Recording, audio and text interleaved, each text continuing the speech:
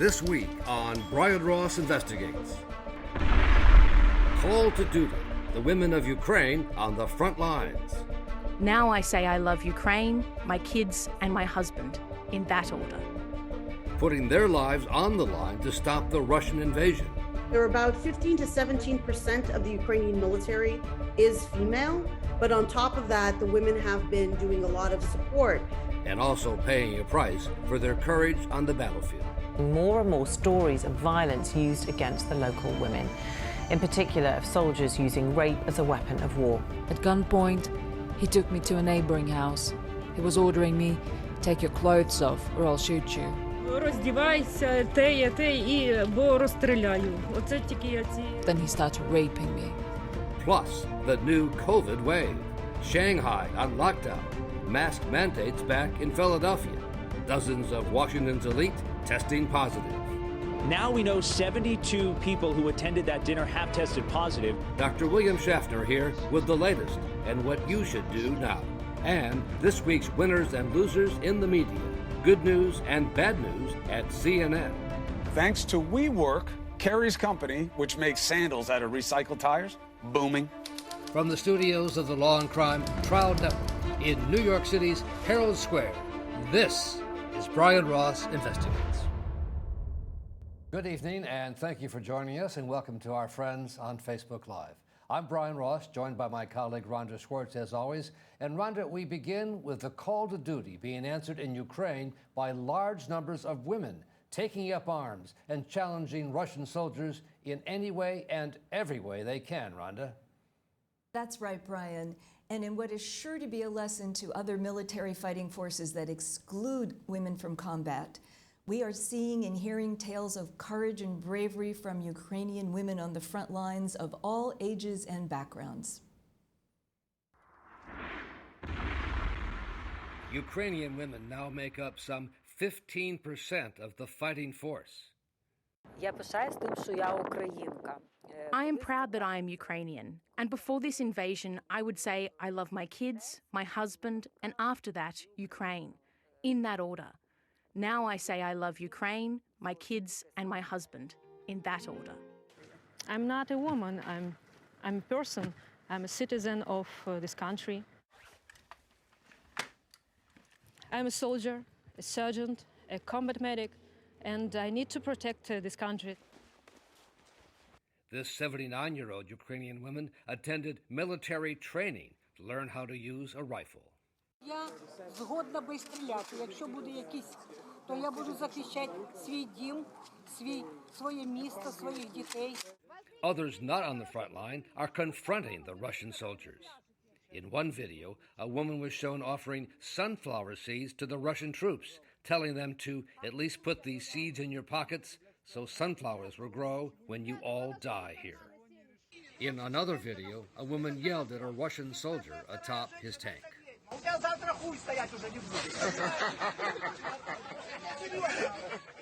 We're joined now by Mia Bloom, a professor at Georgia State University and international security fellow at New America.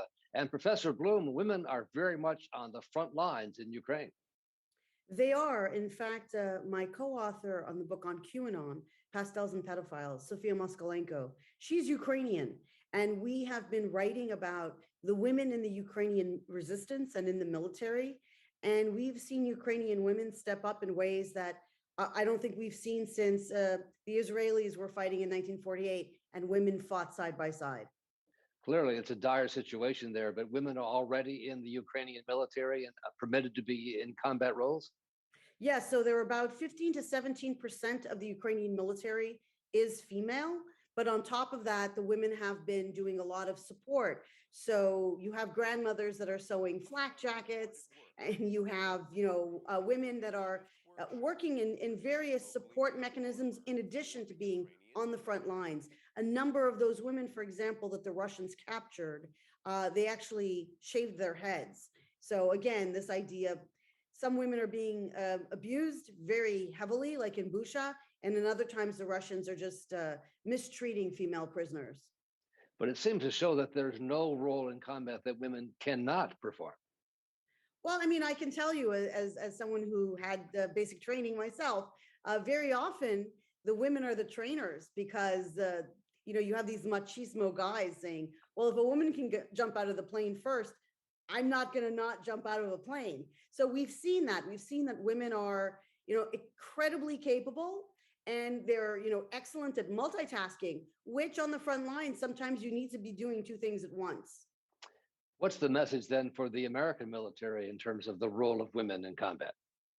I mean, I think that that's been a long conversation. I can go back 30 years to Charlie Moskow's at Northwestern University that looked at what role women should play. And, part of the problem has been, at least as far as women in the military, the officer corps has always been white, and the enlisted and NCOs have been non-white.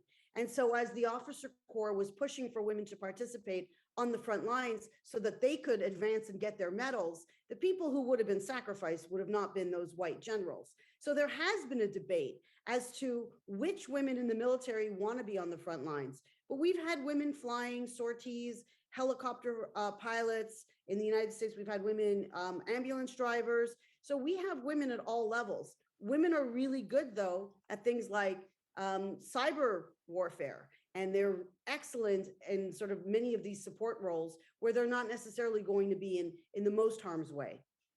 We've also seen no hesitation on the part of the Russian soldiers in punishing and abusing women they run across. Women in Ukraine are living under a constant threat, and there's growing evidence of sexual violence. More and more stories of violence used against the local women, in particular of soldiers using rape as a weapon of war. A soldier entered our house. My husband and I were there. At gunpoint, he took me to a neighboring house. He was ordering me, take your clothes off or I'll shoot you.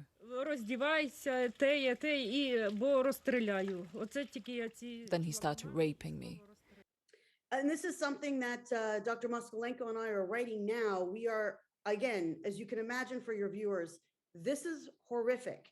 This is where we've captured, we found communications in Russian that women are telling their husbands to rape the other women and, just make sure you wear a condom. Сегодня это тебе ничего не говорит? Да, чтобы я ничего не знала. А что?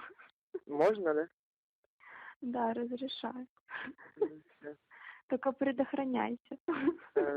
So we've heard from Busha, like we saw originally 5 naked dead women on the road, 20 kilometers outside of Kiev. But we've also heard from Busha another 15 women who have been raped. I think the numbers are higher, but we also are now following a lead that the Russians are raping children, and 120,000 Ukrainian children have gone missing.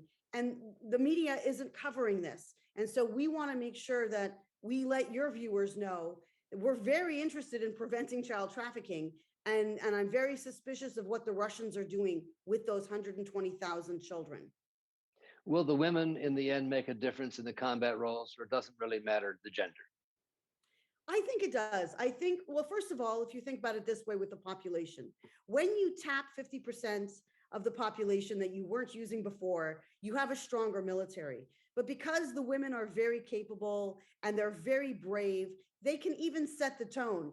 And so maybe someone is wavering in their approach, having that woman there fighting side by side, that man is going to feel, like more encouraged to fight. And I think also it's sending a very important message to the Russians, this idea that you can, brutalize the women during wartime without there being a consequence or a cost. That's not going to happen. These women are not going to stand for it. They will fight back. They will shoot down the Russian pilots, and they will, blow them out of the sky.